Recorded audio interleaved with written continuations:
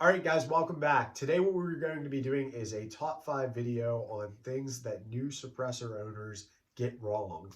Obviously, like any other top 5 list, that's completely subjective. This is just my opinion. It's based off of my experience as well as experiences that I've seen other people have, as well as heard about and everything like that. So, without further ado, let's just jump right into it.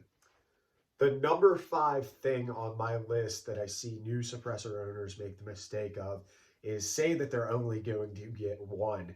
Now, this can be taken several different ways. You could either look at it from the perspective of I'm only going to buy one suppressor, so I need to get one suppressor that's going to suppress everything, whether it be rimfires, pistols, rifles, blah, blah, blah, blah.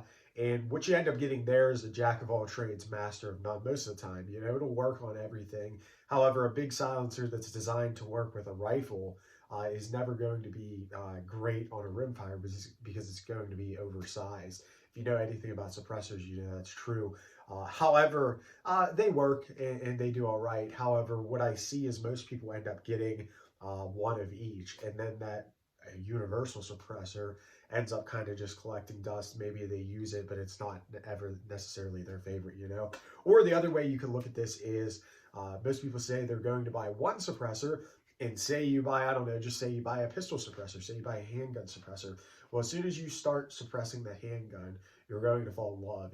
You're going to want to suppress your rifles, you're going to want to suppress your rimfires and everything like that. So don't lie to yourself and say you're just going to get one, because chances are most people end up with multiple of them. And I'm speaking from experience. Whenever I first got into the suppressor world, I said, I just want a pistol can, I just want a rifle can, and I just want a rimfire can. And then boom, you got 6 suppressors before you know it, and you're getting ready to file a few more. So it can get really kind of crazy. So with that being said, number 5 on the list is most people get wrong saying that they're only going to buy one.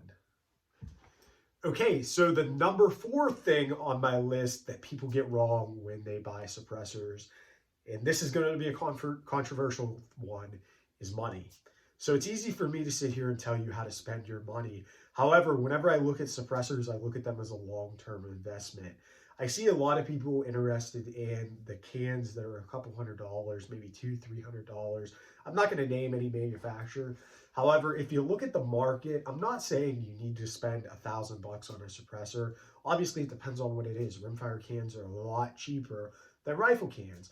But what I see is you have these off-brand manufacturers that'll make a suppressor for $200-300. And yeah, it may suppress it a little bit. However, it's nowhere near the quality or the durability or any of that stuff of the topper tier manufacturers out there. So something that I see people make the mistake of oftentimes is they'll value money a little bit too much. And then what ends up happening is down the road, they say, oh shit, I spent, I don't know, a couple $100 on this can, and I invested a $200 tax stamp on it, and I don't really like it. So I'm going to end up getting another suppressor. So it's going to end up costing you more money in the long run. Now, as I said, it's easy for me to sit here and tell you about money. I'm a single man that has a good job. I own my own house, all that stuff. I don't have any kids. It's easy for me to say. I understand there's people out there that make minimum wage, have a couple kids, have a wife, have bills, have student loans, all that stuff to worry about. And it really is hard. However, most people that are in the suppressor industry, most people that are interested in suppressors, most people that can buy suppressors, or have the needs to buy suppressors, I don't think a couple $100 is a big deal. If it means saving up for a few extra months to get the can that you really want, I would strongly suggest that over splurging for a cheaper can. So the number 4 thing on my list is money. So the number 3 thing most people get wrong when buying a suppressor is overlooking durability. Why? Well, I'm going to tell you why. So durability is something that's very important, especially when talking about rifle cans. However, I feel rifle cans are some of the more popular options to suppress out there. They're fun to shoot. However, rifle cans generally are the loudest of the 3 major categories. Rimfires are usually the quietest. Pistol cans are generally the second quietest, and then rifle cans come in third. Shotguns are kind of a little bit odd, but it kind of is what it is. However, durability, let's get into it. So, like I said, with rifle cans, a lot of people have AR-15s. A lot of people have pistol AR-15s. And what happens there is if you get a suppressor and you run it on a short barrel 5.56, even if it says it's rated for it, a lot of times what can happen is if your suppressor is made of subpar materials, it can actually erode your baffles. Now, a lot of manufacturers have lifetime warranties, a lot of manufacturers have limited lifetime warranties, and that's great and everything. You can definitely get your cam repaired. However, you want to get something that's designed for the application. If you're running short barrel 5.56 especially, you want to get something made of stellite, Inconel, one of those materials, the C300 maraging alloy that the energetic armament Vox is made of. There's a lot of good materials out there. I generally recommend people to stay away from titanium cans if your primary use is semi-automatic short barrel 5.56. If you're running a bolt gun, you can pretty much disregard number 3 on this list. Durability isn't a huge deal with bolt guns because you're not shooting high volume fast. Typically, you're not shooting super short barrels on bolt guns as well. So number 3 on my list, the number 3 thing that most people get wrong when buying suppressors is overlooking durability. The reason why I have this so high is because I see a lot of people overlook it. It's something that's not talked about nearly enough, and it's something that there's not much education out there about it. There's not much informative information out there about it. So the number 3 thing most people get wrong when buying a suppressor is overlooking durability. All right, guys, so the number 2 thing that I see most people get wrong when buying suppressors is failing to realize that your hosts are going to change over the life of that suppressor.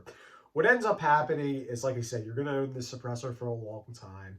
And what's going to happen is that suppressor is going to stay the same because they're hard to resell. You're pretty much stuck with it after you buy it. And what's going to happen is your hosts are going to change. For example, say you buy that suppressor to suppress your AR-15. 16-inch AR-15, say it's a Smith & Wesson M&P 15. Great rifle, cool, fun, you know, everything like that. Say you buy a dedicated 5.56 can for that. What most people fail to realize is that over the lifetime, you might end up with a 300 blackout. You might end up with an AR-15, or an AR-10, excuse me. You might end up with a SCAR. You might get a CZ Bren. You might get this. You might get that. And before you know it, you're going to need a 30 cal can. So a lot of times, and that can be regarded with other stuff as well. Say you buy a 9mm can, and then down the line you get a threaded 1911. So you get an FNX 45 Tactical, an HK USP 45, whatever the case may be. What most people don't realize is that their hosts are going to change.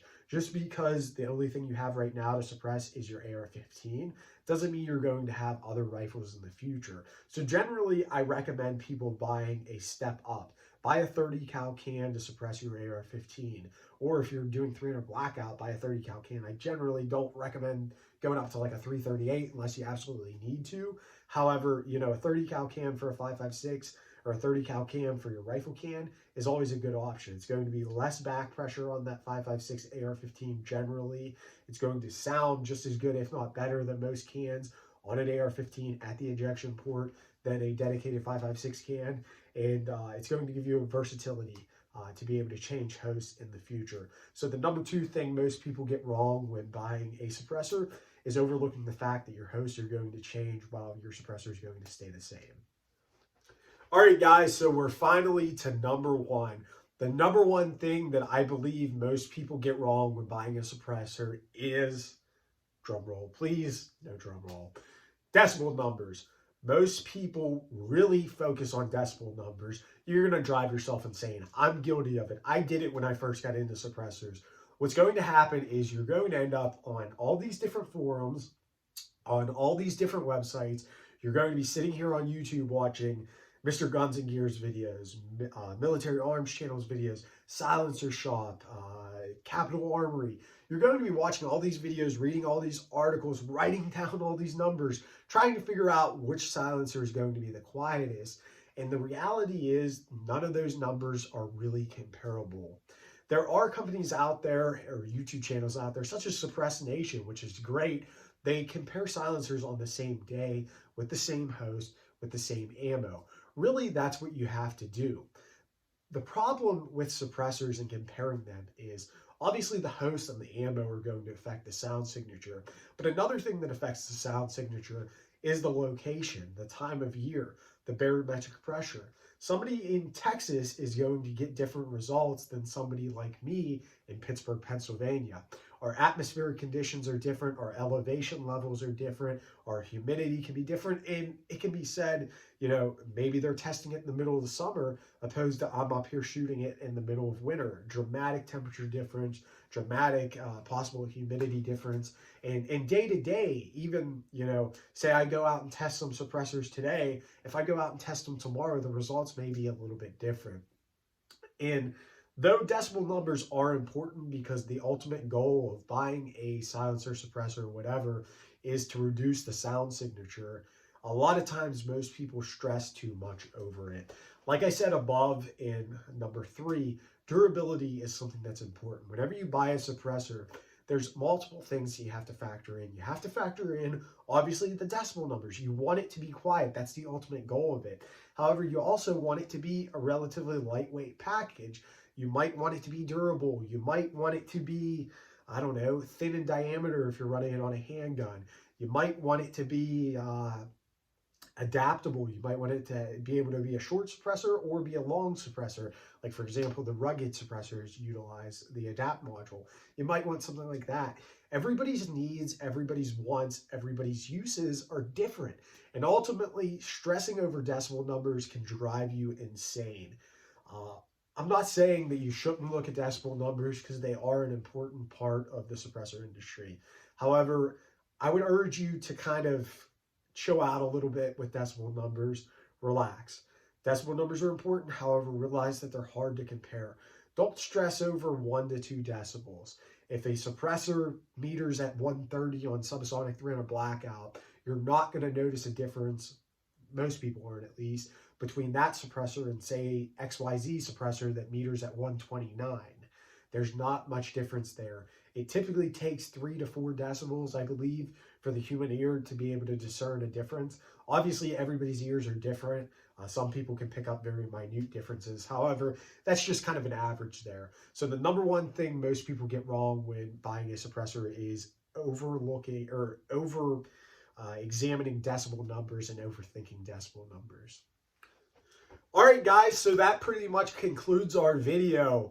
I appreciate you guys for sticking around. If you stuck around this long, definitely make sure to hit that subscribe button. Greatly appreciate it. Guys, all the support that's been coming into the channel is awesome. You guys make the channel what it is. I appreciate everything. Guys, remember to train hard, shoot fast, and most importantly, be safe. God bless. Hope to see you in the next video.